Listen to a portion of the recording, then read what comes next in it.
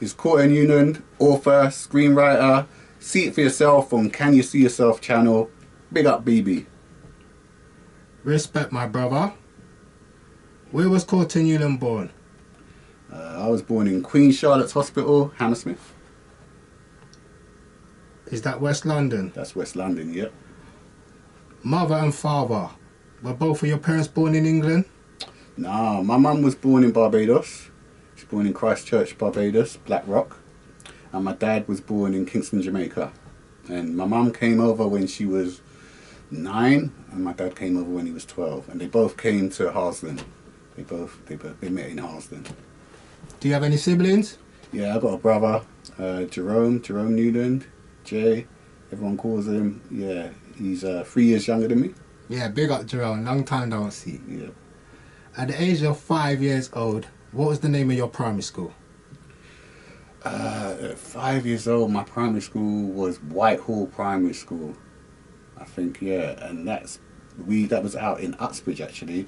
When I was about 3 years old, Oh, okay. my mum moved to Slough, and then we moved to Uxbridge, and I lived there until I was about 7 or 8, and then I moved back, like further east, I suppose, because we were way out west in Uxbridge, and I moved back eastwards, but to West London, just at the back of White City, in between White City and Wood Lane, a place called Wormholt Estate. The age of 11 years old, you complete primary school, move on to secondary school. What's the name of your secondary school? My secondary school was Burlington Danes, man. Where me and you went. Where was Burlington Danes located?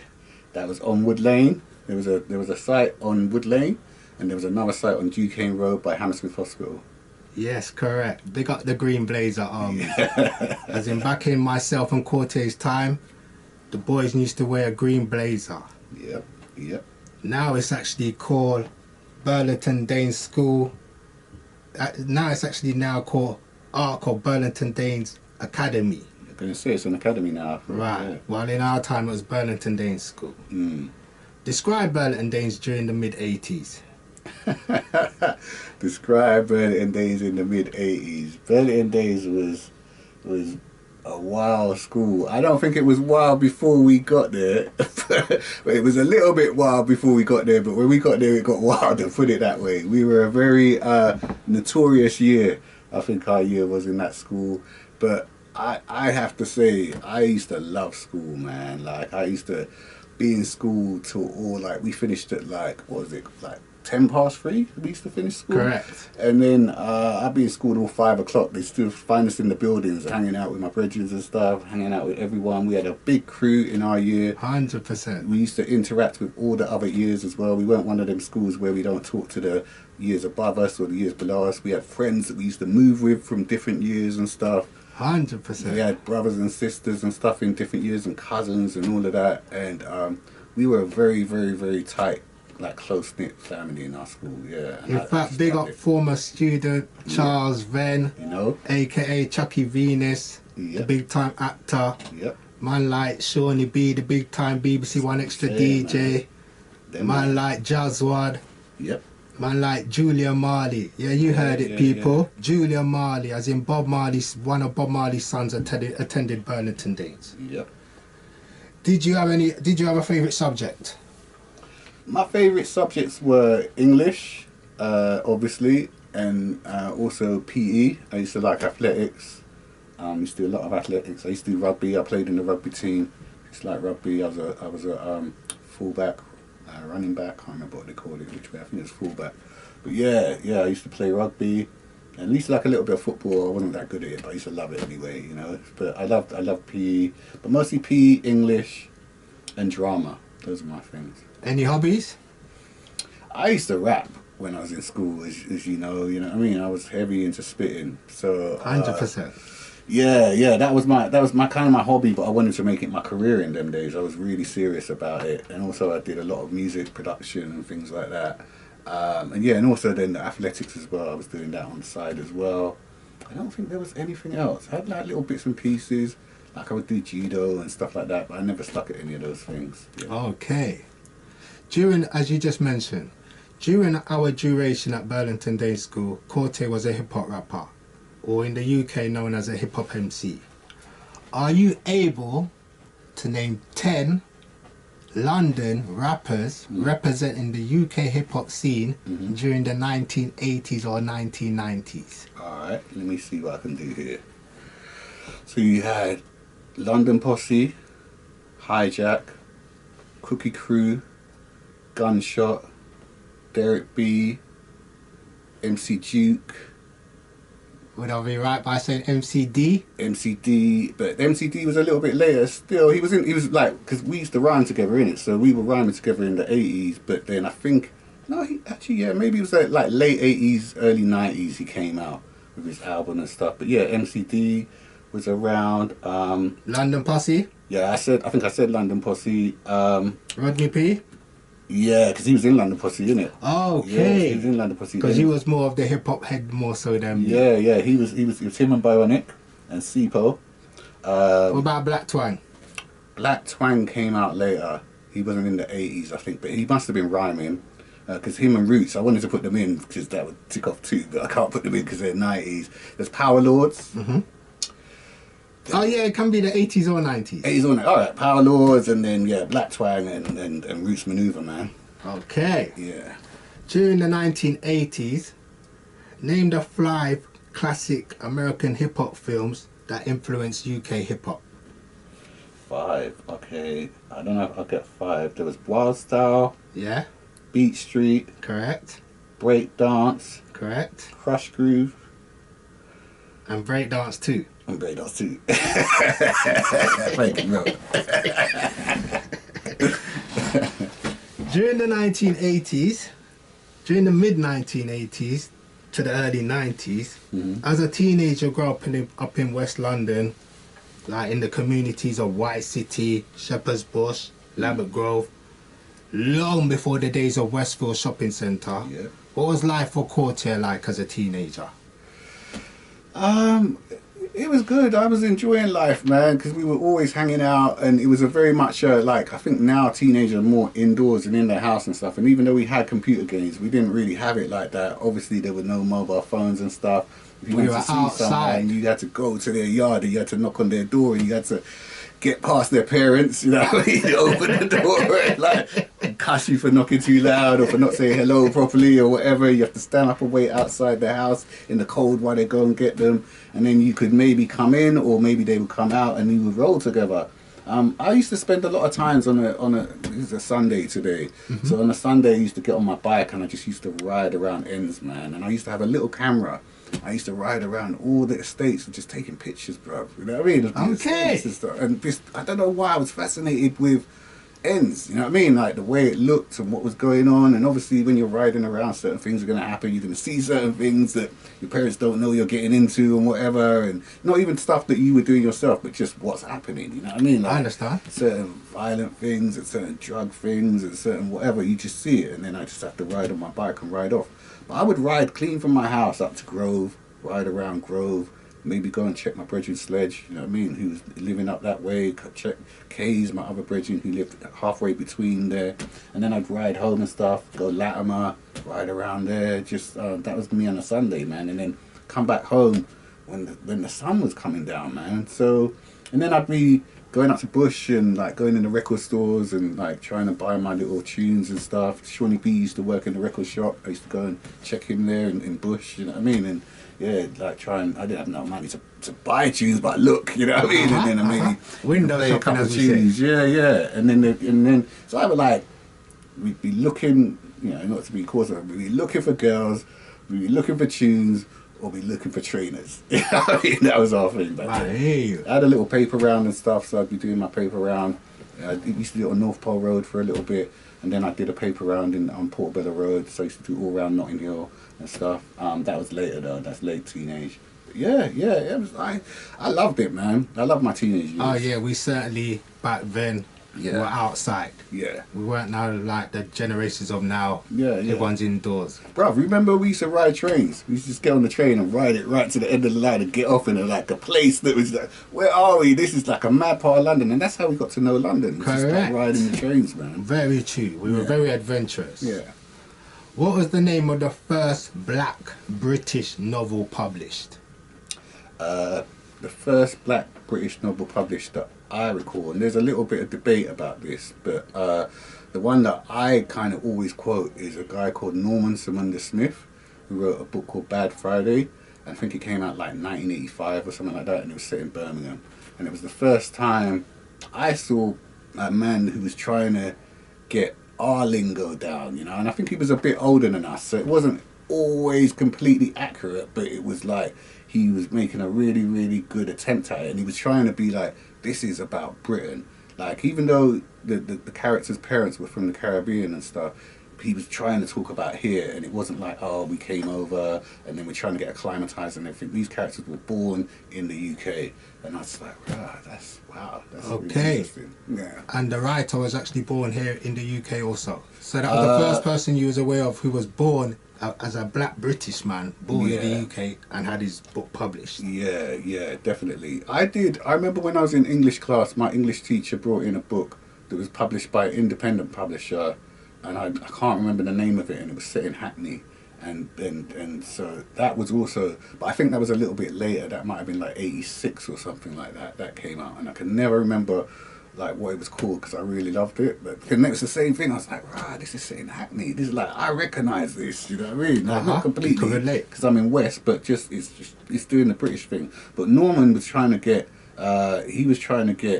our lingo down and whatever, and he was trying to get like the road thing down, which was like really appealing to me, whereas this other book set in Hackney, it wasn't really about that. Right, okay. Yeah. So hold on, after that, for me, the next thing that I encountered that was trying to do that thing was Moss Side Massive by Carleen Smith. Mm-hmm. That was set in Manchester. Right. That was a gang thing, you know what I mean? It was about the gangs in Manchester, and she was very knowledgeable about what was going on. And she actually put names in of the real life names of the gangs and whatever, and so so that came out with Express, I think after Yardie. I remember reading that and being massively inspired by that book while I was thinking about writing The Scholar. So I always big up like Carleen, man. I love her, man. She's just like a proper inspiration, and it made me think, okay, yeah, man, like you can do it. And I always say, I am so lucky that she never set that book in London. You know what I mean? If she was from London, my whole thing about doing what I was trying to do would have been a bit already done. It would have been done, you know what I mean? I understand. Can you see yourself, worldwide viewers? In 1997, Courttia published his first novel, Scholar, The West Side Story. How did you gain this exciting opportunity to have your literature published? Alright, I'm going to try and tell the short story of that. So I was writing the book. I was trying to do music, right? And I was doing the music thing. I was trying to make money to do music. So I went back to my boys and I said, you know what? I've got a plan, right? I know how we're going to make this money so we can buy ourselves more equipment. I'm going to go away and I'm going to write a book. And I'm going to then sell the film rights, and then after that I'm not going to write another book again, and we're going to go back and we're going to do the music with the money that we make from me doing this thing. So they were like, alright, cool. Sledge was like, yeah, let's roll then, innit? And my brother Aubrey was like, yeah, let's roll. So that's what we went to do. We'd already put out one tune, a white label drum and bass tune, but we needed more money for more equipment. So I was like, this is my plan, weirdly enough. Right. So I went to do that, and at the same time, Sledge had bumped into a guy called Barney Platts Mills, just in Grove. And Barney Platts Mills was a filmmaker, he's a film director, white middle class guy, and he was working with some youths in Swinbrook Estate, and he was teaching them how to do video drama. It's a video drama project. So he bumped into Sledge, and he said to Sledge, do you know anyone who wants to make films? And he was like, nah, but my brethren's writing a book. So he said, all right, well, tell him to come to St. Helens Church, you know what I mean? And then bring the name to me. So I went to St. Helens Church with Kays, that was Kays' church. So I went there, went down into the basement, and I had 3 chapters of The Scholar that I've been writing, but it was on my mum's friends. My mum was studying to be a teacher at those times. Well, she comes to the end of her studies, and her friend had lent her this Canon StarWriter word processor. But then, obviously, she needed it back. So I typed up The Scholar on that. That's why I did the first 3 chapters that were in the book on that Canon StarWriter.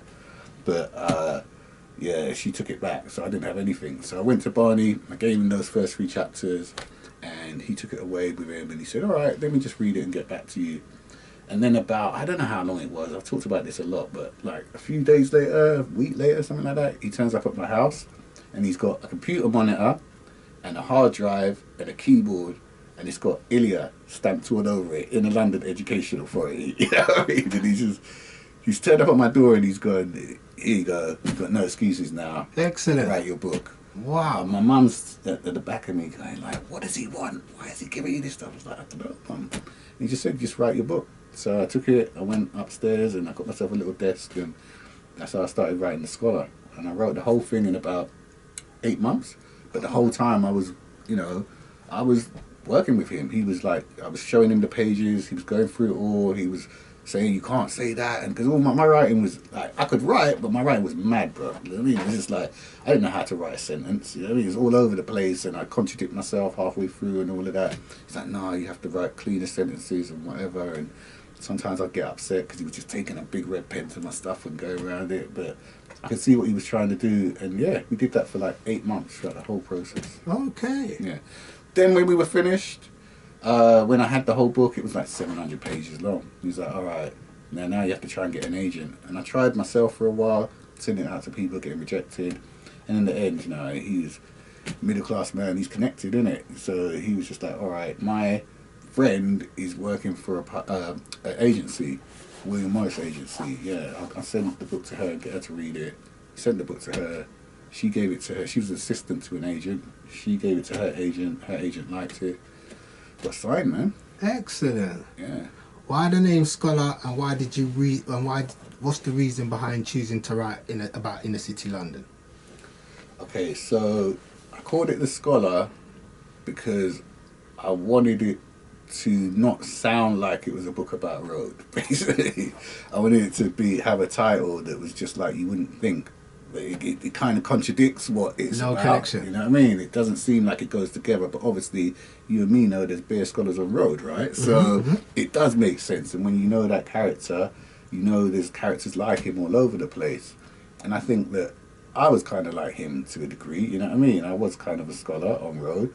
And I would say that Corey and Sean are like the two different sides of me. There's that side of me that's like Corey, and then there's that side of me that's like Sean. And it was like there were two different sides of myself. And sorry, what was your second question? And why did you write about inner city London? So I wrote about inner city London because my first original book was going to be like a Windrush book, and it's called The Brothers Grimm, and it was going to be a generational book. It was going to be about these guys coming over, like our parents' generation, coming over, and then it was going to be about the next generation, which was our generation, and then it was going to be about our kids, and then I was going to do this story. There's going to be a massive book, and it's going to chronicle it's going to chronicle Black Britain basically, and how we came to be in this country, and it would start off like in the 1950s, 1960s, and go right the way through to 1997. I don't know who's going to get our kids. It's probably going to go beyond that, you know. Right. So that was my original book that I wanted to do, and I spent a lot of time interviewing like my grandfather, the old boy across the road from me. His granddaughter went to our school as well, but that's another story, you know what I mean? But so I interviewed him. He was a barber that lived across the road from me. So I talked to him about the old days and stuff. And then during that time when I was writing that book, someone gave me a copy of Sam Selvon's The Lonely Londoners. Okay. Which is a book set in the 1950s in West. It's in Grove, Bush, Queensway, all them sides. And it's basically doing what I wanted to do. So I've got this book here, and I'm like, oh man, this is exactly like the stories my granddad and John T were telling me are all in this book. Sam Selvon was obviously there because it's the same stories, you know what I mean? He's saying the same stuff. And I'm like, I've got all this research that I've been doing, and it's in this book already. And Sam Selvon was there. He wrote it at the time. Right. I can't beat that, you know what I mean? And I was like, damn. So totally understand. Done. My book's done. Okay. So then I'm like, so what can I do? What can I do? Oh, I can do the second bit. if I just do the second bit, what about like our generation? That hasn't been done before. You know what I mean? Like, and it really does speak to Sam Selvin because it's the same area, so it's still the same connection. You know what I mean? To him, he was talking about what happened in the 50s and 60s. I'm talking about the 90s. You know, so Our era. I'll just do our era. I'll just do that by itself. I don't need to do the Windrush bit and everything. And that's how I wrote The Scholar. Excellent. 1997, there was no internet or social media platforms. Back then, how did an author go about selling books and gain recognition? Hard graft, bro. Hard graft. So, like, the main thing was, like, funnily enough, you had to do a lot of, like, readings, in-person readings, which still happens now, of course. But you had to go and do it live. You had to perform the reading. And the reason I say funny enough is that the first place I did a reading for my book when it was published was here. It was actually in this university. You know what I mean? I came to this university. Oh, for real? Yeah, I did my first reading. People, we are here seated in Ealing University, based in West London. That's right. So I came here. I did my first reading here, and I did loads of those. You know, you do the usual thing like TV and newspapers and stuff. I think a lot of people used to approach me when I was on road and they knew I was an author and stuff. They'd see me and they would buy books for me on the street. And they'd like, Okay. you know who did that? Mark Morrison. You know the singer Mark Morrison. One time I see him in the pub in Grove, you know what I mean? And a man came up to me. I was in the pub in Grove and a man comes up to me, one of his boys, and he's like, yo, he's like, I hear you're an author, yeah? And I was like, yeah, I am. He said, come, Mark's supposed to talk to you. So I went and I went over to him and he was like, yeah, you got any books on you? I was like, yeah, I got about 10. He said, I'll take the lot. You know what I mean? He just bought 10 books right there. I was like, Bridget. You know what I mean? And then he's safe, man. I really rate that brother. So yeah, he supported me and everything. So it was like that. Also, a lot of things used to happen on road where people would just see you and be like, I'm going to buy some books off you now. Okay. You know, I think that the internet was just about coming in. It wasn't there. It was a new thing, you know. So you could do things. You could put a website up and you could sell little books like that. Although I never really got into that. But yeah, Right. yeah, you could get yourself out there. Really, you had to do physically work, you know. Right. Approximately how many book sales did Scholar achieve? You know, this is gonna sound mad, but I don't even know. You know, like. As I said, approximately. I can't even say. It's been through about 3 or 4 different reprints, and they keep reprinting it. So I'm assuming it's a lot. I never got no royalties of it, so I don't know. Like as far as they would say, you probably didn't earn out. I got an advance of about 15 grand, so I don't know. I don't know how many copies it sold. Okay. Yeah, I really don't know, which is mad. Yeah, I would say that's really bad. You don't know, but yeah. By the same time, Scholar, the West Side Story, was a big triumph. Describe the feeling of success. It was good. It was really good. It felt good because obviously I thought it was going to be a little small thing when I did it. When I wrote it, I thought I might be published by an independent publishing company. I didn't know I was going to get picked up by William Morris. I didn't know I was going to be like then selling through a major publisher. You know, it's like it was Abacus, which is part of the Little Brown publishing group. I mean, now they're Hachette, but at the time I think it was a Time Warner company. So I was with the big boys, you know what I mean? It was like I was with a big proper publishing company, and it was my first book. So it was really, really exciting. It was a little bit like being like a kind of like rock star or something like that, or a rapper or something like that, because I was in my early 20s, you know what I mean? So I'm going to all these parties and I'm doing all this thing. But also I'm being very careful because I'm a very cautious, wary person. So I'm like, 100%. I don't want to get too caught up in this thing, even though it's hard not to, you know what I mean? And people recognizing you on road and all this thing, and people being like random people. I'll be on a train somewhere, someone come up to me and be like, oh, I saw you in the newspaper, or I'll be on a date, you know what I mean? I'm eating dinner and someone come up and say, oh, can I have your autograph? But you know what, B? I didn't like that bit. You know what I mean? Which is mad. I always thought, you know, I want to be a rapper, right? So would you say the success of Scholar changed your life? Oh, completely. Completely. You know what things were like before. You know what I mean? So yeah, completely. Yeah, it was a whole different world. I'm getting on planes and I'm traveling around the world. You know what I mean? Like I'd hardly traveled before that. Like I'm doing all sorts of things I never would have done. Obviously, publishing was and still is quite a middle class thing. So I'm in that world. It was weird for me because I'm still kind of like a bit like, it's funny, as much as I thought I was like kind of the scholar on road and stuff, when I was in the middle class world, I was like, oh my God, I feel really road. You know what I mean? So I would say things to them like, I'd be talking about Danes and stuff or whatever, and people would be looking at me like, what did you just say? Or, oh, when I was a youth, I used to run up in the warehouses at the back where Westfield is now. It was all like derelict warehouses, and I used to run up in those warehouses and play, and they'd just be like, what? Like, what are you talking about? So yeah, it was just mad.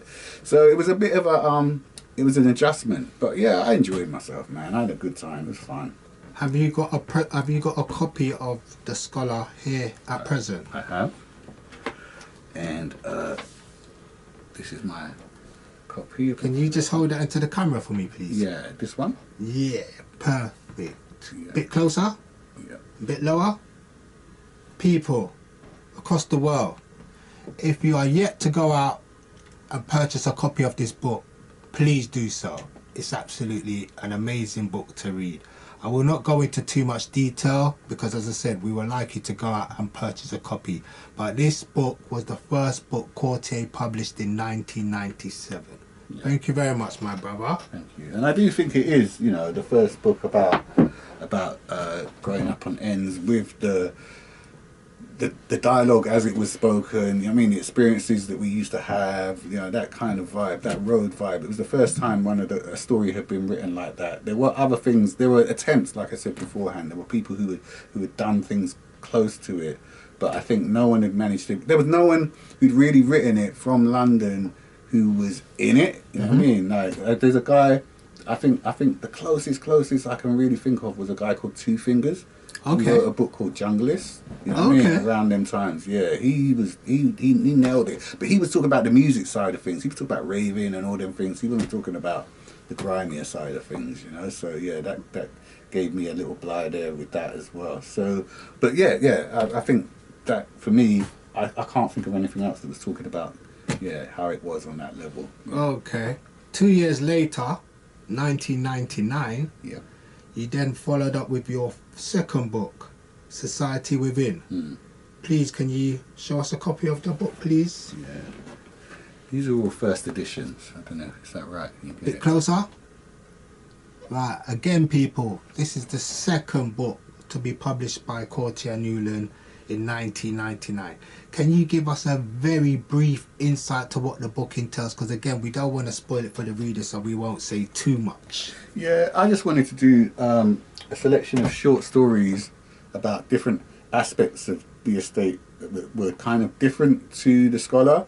I also wanted to concentrate more on the girls' perspective, young women's perspectives, rather than the guys. You know, like the scholar was heavily about the guys and the young women were mainly in the background, but this time I wanted to concentrate a lot on the young women on the estate and their point of view.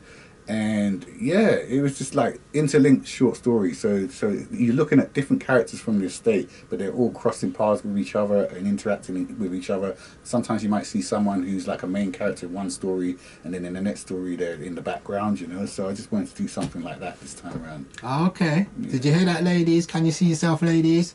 Society Within is based on the females. So ladies, please go out and purchase a copy. 2002, you then followed up with your third book, Snakeskin. Yep. Again, can you show us a copy of the book, please, my brother? It's another bit closer edition of Snakeskin. And again, just give us a very brief insight, because again, people will like you to go out and purchase. Yeah, I decided to move into writing a different kind of crime novel. So this was a detective novel. So it's following a private investigator, a guy called Irvin James, and he's looking into the murder of a young woman in London. Yeah, I'll say that much. I won't say anything more about that. But okay. Yeah. I just wanted to try and do something different and move away from what I've been doing before. And then 2006, The Dying Wish. Yeah. Also the music for the off key. Yeah, so that's that. So we're going to show you that is The Dying Wish. Yeah, you got it. Right, perfect. And then the music for the off key, please. Music for the off key, yes. Bit closer. Thank you very much. Now again, give us a very brief insight of these two books. Well, Dying Wish was a short story that's about the same character from Snakeskin. It's another like mystery that he's involved in, and it's just a one single story, very very short, and actually it kind of crosses over with a story from Music for the Off Key as well. Okay. So it's almost like a bridge between the two books. Right. And yeah, Music for the Off Key. I wanted to write. I was really into this Roald Dahl. His short stories, Kiss Kiss, Tales of the Unexpected. I always loved them as a kid growing up. I always used to watch it with my gran in our house. And I wanted to write Tales of the Unexpected style short stories. So short stories with a kind of dark twist at the end of them. But I wanted to do it in my community. You know what I mean? I wanted to do it like Black British version of that. Right. So that's why I called it Music for the Off Key, really, because we know that Right, what off key right. means and stuff. And so it's Music for the Off Key means stories for people who like their stories a little bit weird and surreal. Hence you've got that kind of weird cover, surrealist cover, because they're all a bit weird. I wanted to go in a different direction. I didn't want to always be writing about realism and stuff. I wanted to play around a bit of fantasy and stuff. Okay. Well, yeah, clearly you're a very versatile writer. Thank you. 2009, The Global Village. Yeah. Oh, that I don't have here, but that was, I didn't actually write that book. I edited that book. Oh, Yeah, so that was me and a writer called Monique Roffey. We like put together a book of short stories and we worked on them, but they were short stories by other people. Right. Yeah. 2011, A Book of Blues. Yes. That is this one here. Bit closer. Thank you. Yeah. Again, just give us a very brief insight. So this is a collection of short stories and where the theme is love in times of trauma. So that's why it's called a Book of Blues, because I think the blues is about love. And so yeah, it's a book of like short love stories, but they're all kind of like twisted and like something always goes wrong basically, and sometimes it goes wrong and people get out on the other side and they're okay, and sometimes it goes wrong and they don't. But yeah, people wrestling with love, that short story collection is about. And it just came together like naturally, organically. I was writing these stories, I didn't even mean to write a collection. I just had these stories and they were all doing similar things. So then I had maybe 5 or 6, and then I put them together and I started writing more with that in mind. And yeah, I'm really proud of that book. Right. 2013, The Gospel According to Cain. Yes. This book I'd written after a Book of Blues, obviously, but I wanted to get it. I was finding it hard to get it published in this country, so I just went to America. Yeah, this is an American edition of this book. Akashic, a New York-based publisher, published this book. And yeah, so after it got published in America, then it got published in the UK. Got published after that. So, but yeah, this is the American version, and actually, this cover is by a very close friend of ours called Hainsley Brown. Oh, for real? Yeah, this is one of Hainsley's Big up pictures. Hainsley. Big up Hainsley Brown. He's from White White City, City. my city. Yeah, you know what I mean? And so he did this. I wanted him to do one of my covers from The Scholar, you know what I mean? And it never Yeah, because he's a worked out. photographer, isn't he? Yeah, so it never worked out. I wanted him to do The Scholar, I wanted to do Society Right, and finally I got Hainsley on the cover. Yeah, so. man, big up Hainsley every time. Henry Compton Definitely. family. Yeah. Wayne Harrison, rest in peace. Yes, sir. 2021, A River Called Time, also Cosmogramma. Yes. So these are my latest books. Yeah, River Called Time. I actually started to write A River Called Time in 2006. So this was meant to come out after Snakeskin. And just through various reasons, it didn't happen. I talk about it at the end of the book, why it didn't happen. But it ended up taking me 20 years to write this book.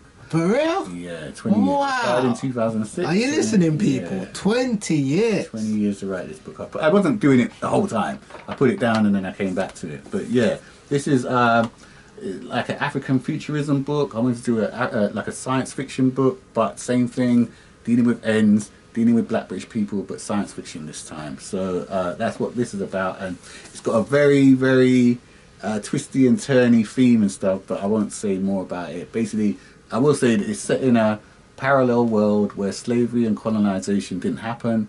So African religions are the dominant religions. It's not Christianity, it's African religions. So yeah, that's what that's about. And Cosmogramma, again, went back to short stories. So after I couldn't get A River Called Time published, I continued to write short stories, and these are all science fiction stories. And again, it's like I wanted to do science fiction short stories, but I wanted to do them with a Black British perspective. So there's science fiction stories set in Shepherd's Bush. There's science fiction stories set in like Stratford. I mean, all places that you wouldn't normally see science fiction stories with people that you wouldn't normally see in science fiction. But I wanted to do that. Excellent. So that sounds very unique. Yes, thank you. Can you see yourself, family? Can you see yourself, viewers across the world? At present, Courttia has had 10 books published from 1997 to present 2025. However, Courttia has also demonstrated his creative skills by writing 8 theatre plays. 1998, The State of Mind. 1999, Woman of Cho. 2000, The Far Side. 2002, Mother's Day. 2003, B is for Black. 2006, Whistling Maggie. Also Sweet Yam Kisses. 2011, Look to the Sky. Wow, the catalogue's large, my brother. Yeah, I've been working. Again, how did you get the opportunity to create these theatre plays? Who was the team? I guess you must have had a team behind you, right? Yeah, we had a team with the Post Office Theatre Company. It started off way back when I wrote The Scholar. I did that reading at this university in Ealing, and actually, even though I sold a lot of books, it went really badly. Oh, fair. Yeah, to me, like, well, number one thing that happened was that I got drunk before the reading. You know what I mean? Which you should never do. But I didn't know. I did a workshop. I did a workshop with the students earlier, and then they said come to the student bar, and I sat down with them. It was a couple of hours before the readings went to start, and they bought me a couple of pints and looked at you, man's tipsy. You know what I mean? So when I did the reading, Are you trying to say your words were slurred?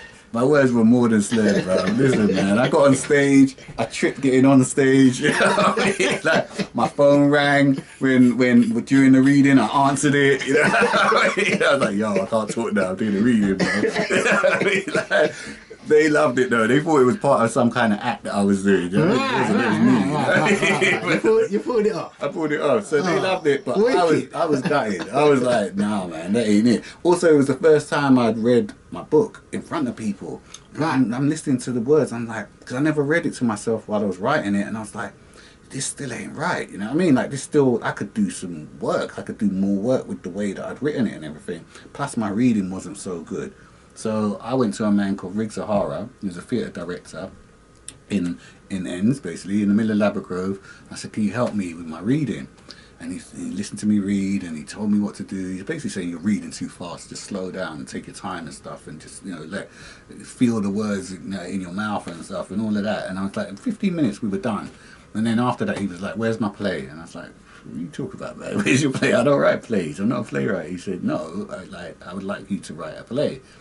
And so I was just like, oh, whatever. But then someone else said to me, you should write a play.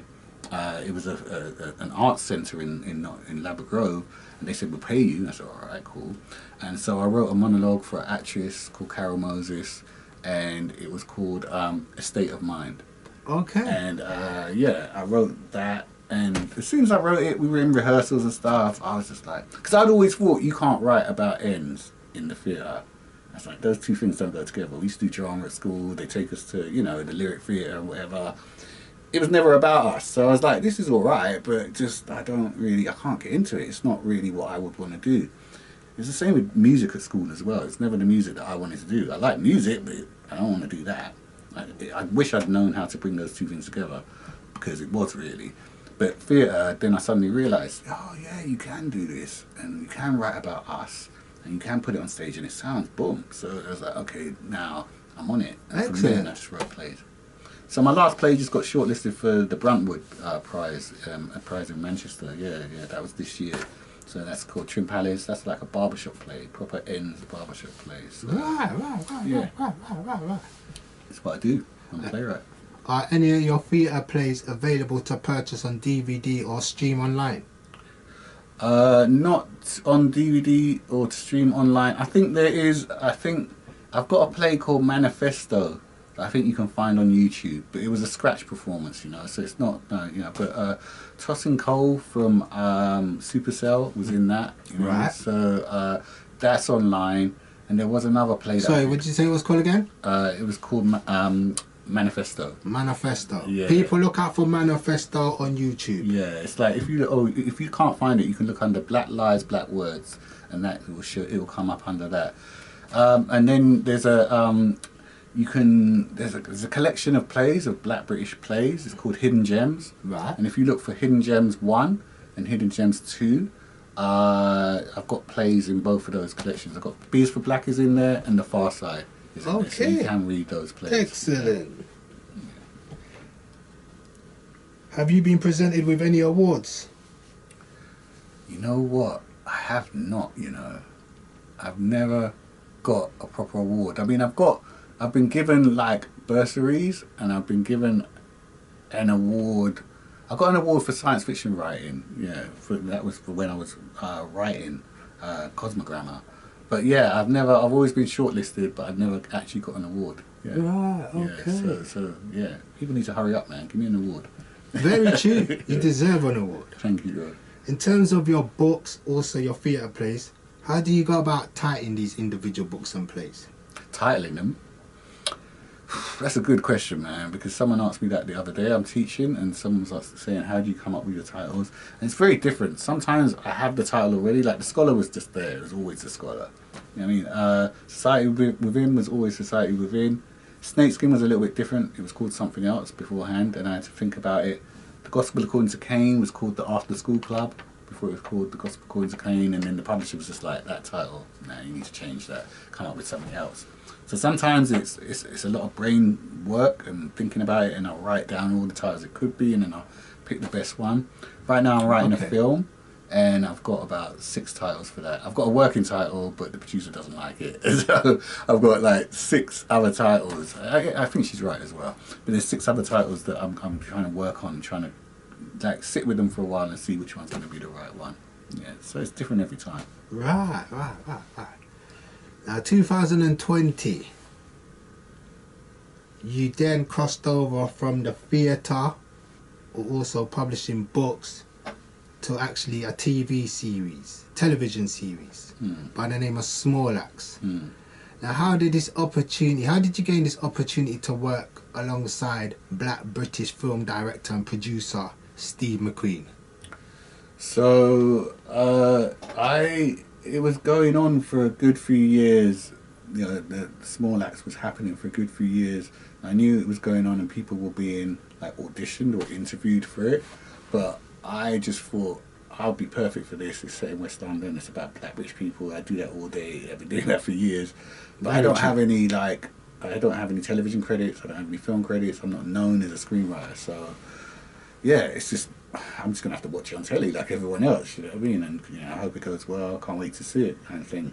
And then I got a phone call one time. I was in Sheffield. I was working on a theatre project in Sheffield, and they actually came up to me. It's like lunch break or something like that, and they came up to me with a piece of paper, gave it to me, and it said, yeah, Steve McQueen's office would like to speak to you about the Steve McQueen project, and a number. And I phoned that number, and it's really weird. It turned out that my play Look to the Sky, I'd been interviewed by a woman from the BBC, and her name was Helen Black, and she interviewed me about the play, and then that was it. I thought I'd never see her again. But she was now working as a researcher on Small Axe, so she was the one who said, you know, I called and I spoke to her, and she's like, do you remember me? I did the interview with you. But anyway, would you be interested in coming in to talk about the project? So I was like, yeah, of course, man. So, you know, do you have any screenplays? And that's another thing I say to people, be ready, man, be prepared, because when they said, do you have any screenplays to share, I was like, yeah, I've got screenplays, I've got this one, I've got that one, and I could send them like a full-length. I had a full-length adaptation of The Scholar as a film, and I had a couple of other short films that I could send them as well. So I sent that to them, and they said, yeah, we really like them. Now you have to meet Steve McQueen, So I did it. I didn't really want to because I was shook. You know what I mean? But I was like, can't I just get the job now? You said the screenplays were good, right? Can't I just get the job? Do I have to meet Steve? And they were like, no, you have to meet Steve. He has to vouch for you. And then I met Steve at Soho Hotel 2 days after my daughter was born, bro. Wow. 2 days. And like, I think that was one of the key What things a as blessing. well. Yeah, well, I was even more shook because my missus was like, you know, like, we need to get this done. I'm on maternity leave and whatever. And I'm like, I need this job. So when I sat down there, Steve said, yeah, I heard you had a kid. And I was like, yeah, she was born 2 days ago. He's like, what? I said, yeah. He said, what are you doing here? I said, bro, you know why I'm here. You know what I mean? You know, I need to get some paper, man. You know what I mean? So, and he's like, okay, cool. And then we just talked.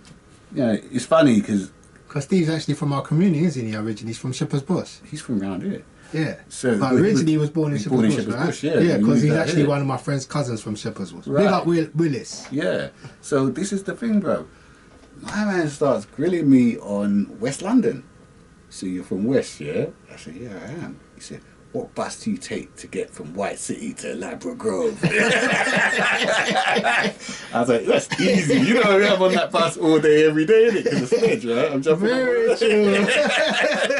I'm coming out my house and I'm going straight to the bus stop on UK From the Road. days of Burton Days when we used to run and jump on the back of the bus and hold on to it. For real. So, easy, man. You know what I mean? It's like, yeah, the 7 or the 70. You know what I mean? He's like, all right, cool. So yeah, the first thing he did was quiz me on West London, man. You know what I mean? And then we just chatted about West and about grassroots bookstore and about this and that and the other. And then, yeah. Because it was actually a 5-part series, right? Yeah, it's a 5-part How many episodes did you actually write? I did 2. What was the name of the 2 you wrote? I did Lovers Rock and I did Red, White and Blue. And what was the response like from the general public? Boom. It was really good, man. I mean, everyone was like, it was like, props. It was mad to see how, I didn't really expect that reaction. But you know, brother, I'm very proud of you because, you know, from the days of Scholar, we've always been hoping that you will make it onto the television. Yeah. So congratulations. Thank you, bro. Yeah, it finally happened. Yeah, no, I was really pleased, and it's one of the best things I've done in my career, I think, is to be involved in that, without a doubt. Okay. Now, for the viewers out there who may not be aware of this, as in the worldwide viewers, 2023 is also part of a TV series called The Woman in the Wall. Yeah. And how many episodes was that series? That was about 6 episodes. On that one, I only wrote 1 episode of that. But it was a good episode. It was a good series to work on. It was really good because it was like set in Ireland. It was very surreal. It was dealing with like folklore and legends, like Irish folklore and legends. And so I was pleased to be involved in something that wasn't, you know, you see from my books, innit? I'm always trying to do something different. So this is completely different to Small Acts and stuff. Yeah. And it had 100%. Yeah, it had an actress called Ruth Wilson in it, who's a very famous British actress. So yeah, so it was a really good show. It aired in America. It was on Showtime in America. So yeah. Well, really to be honest, if you actually know people who followed that series Mm. and they watched your episode, and at the time when I mentioned to them, it was actually one of my friends who wrote that episode, they actually thought you were Irish. Yeah, Because they said you got it down to the T. That's boom. And they was extremely impressed. Yeah, I had a lot of help from Joe. It was Joe's show, Joe Murtagh. He was the creator of that show. I had help, but yeah, no, I really appreciate that. And actually, you know, I went to Ireland not long ago to do a conference on writing from an Irish production company, and I actually had to tell the people there when I was there, you know, I did my ancestry DNA, you know, and I was like, I'm 1% Irish, and they were like, yeah. And then, you know what, bro, when I came off the thing, off the panel and stuff, and I'm walking amongst the people, they were like, welcome home. I hear you. That was funny, man. So maybe I had a little bit of Irish in me, I don't know. For real. So, besides publishing, being an author, screenwriting, theatre writing, you also teach creative writing workshops and perform readings. Am I correct? Yeah. At what location do you do this? At the minute, I do it in my house because I do it mostly online. Oh, But okay. it's for an organisation called City Lit in Holborn. Right. So I'm working for them. I just got through teaching a couple of modules on short stories. Yeah. So, Okay. yeah. So for any people out here that may be interested in doing a creative writing course with you, Yeah. how would they go about doing so? I think have a look on the City Lit website. I'm not currently doing. Oh, actually, I've got an advanced fiction course that's starting next year in January at City Lit. So yeah, they can get onto that. If they just type my name into the City Lit, like the course will come up. Yeah. Okay, excellent, excellent. Did you hear that, people? Right. What advice could you provide for up and coming authors? Yeah. I mean, I generally give the same advice to up and coming authors, which is to just do it. You know what I mean? Make sure you get up, make sure you're doing your work, and if you're writing regularly, whether it's every day, every week, every month, whatever, if you just do a regular slot and you stick to that slot, you're gonna get better. You know, no one gets worse. You know, so you just got to put in the work really, and just and read as well. Write a lot, read a lot. And those two things, you can't really go wrong with that. True, true. Very true. Name the online platforms your books are available to purchase.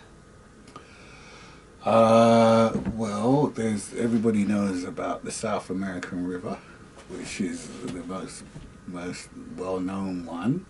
I think there's a place in Brighton, a bookstore in Brighton called Afaruri Okay. Books, yeah, and that's a black-owned bookstore in Brighton that does a lot of good titles. I think, yeah, it'd be good Okay. if you could. Are your books also available on Amazon? Yep, they're available there. Yep, they're available on, World of Books as well.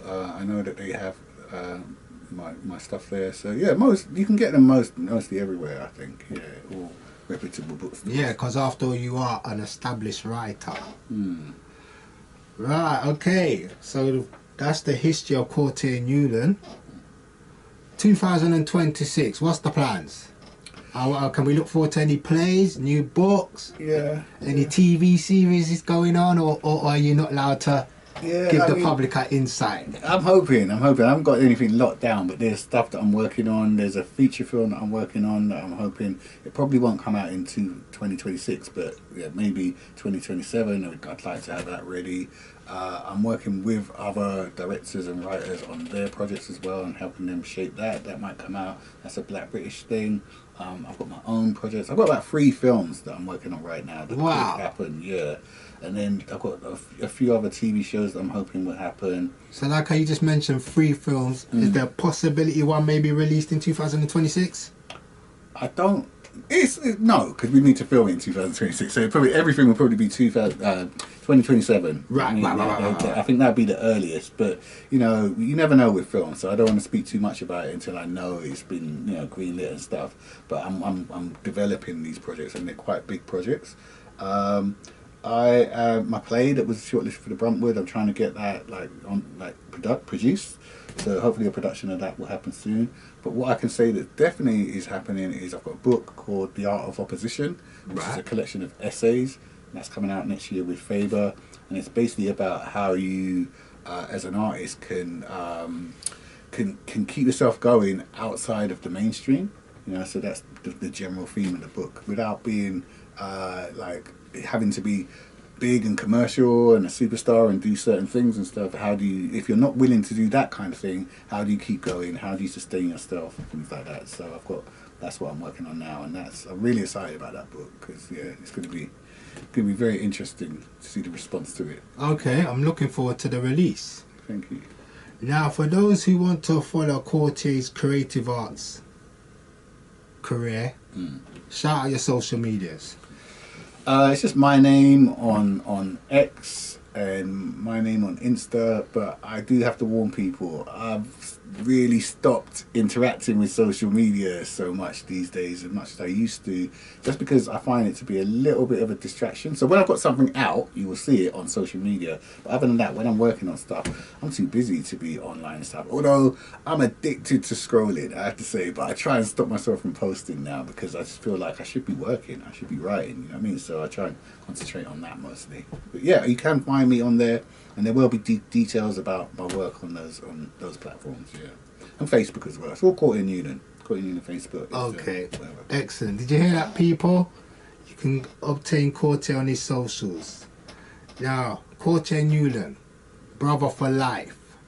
Thank you very much for taking the time out to be here on the Can You See Yourself platform. Hopefully we shall do a follow-up interview in the future. This is actually my first time ever doing an interview. So fans, I hope you thoroughly enjoyed the interview. Till we meet again, please comment, like and subscribe. In the meantime, remain blessed, remain positive and enjoy life. Thank you. We're out of here. Bye.